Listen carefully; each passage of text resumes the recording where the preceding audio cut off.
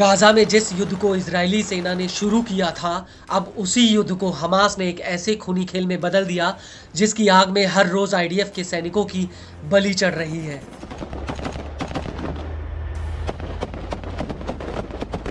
Gaza में ऐसा कोई भी गली कूचा नहीं बचा जहां पर हमास के लड़ाके गिद्ध बनकर आईडीएफ पर घात लगाकर ना बैठे हों।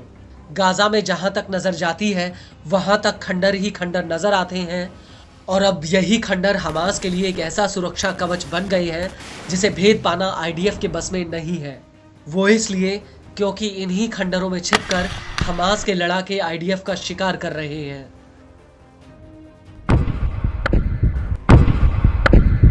जी हाँ, हम बात कर रहे हैं आईडीएफ पर हमास के ताज़ा हमले की, जिसका अब वीडियो भी सामने आ चुका है। दरअसल हमास की सैन्य शाखा अल कासिम ब्रिगेड्स ने यह वीडियो जारी किया है। यह वीडियो राफा के जबालिया कैंप का है, जहां पर अल कासिम ने आईडीएफ के ऊपर एक बहुत बड़ा हमला किया है।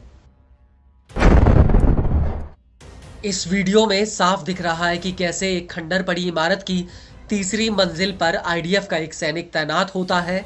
ये सैनिक बिल्डिंग के जंगले की आड़ लेकर हमास की निगरानी कर रहा था, लेकिन तभी हमास का एक लड़ाका सामने की बिल्डिंग से उसके ऊपर घात लगाकर रॉकेट लॉन्चर से हमला कर देता है, जिसमें जोरदार ब्लास्ट होता है और इसके बाद अल कासिम के लड़ाके आईडीएफ के ऊपर ताबड़तोड़ गोलीबारी शुरू कर देते हैं।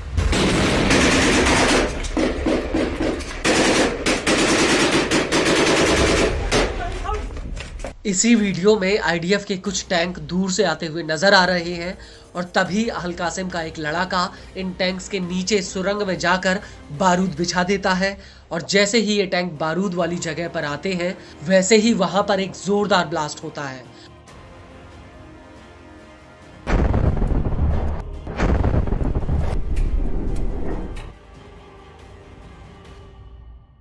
और इसके बाद दूसरी तरफ खड़े एक और मेरकावा टैंक में जबरदस्त ब्लास्ट होता है, जिसमें उसके परखच्चे तक उड़ जाते हैं।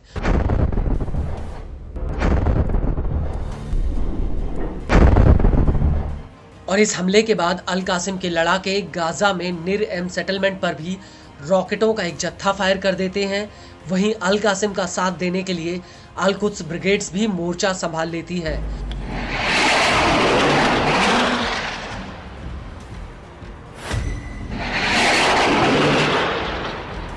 अल कुद्स का कहना है कि जबालिया कैंप के पास अल कसासिब में उसकी आईडीएफ के साथ भीषण मुठभेड़ हुई है और इस हमले के बाद अल सुजाया में भी अल कुद्स के लड़ाकों ने आईडीएफ के जमावड़े पर भीषण हमला किया है।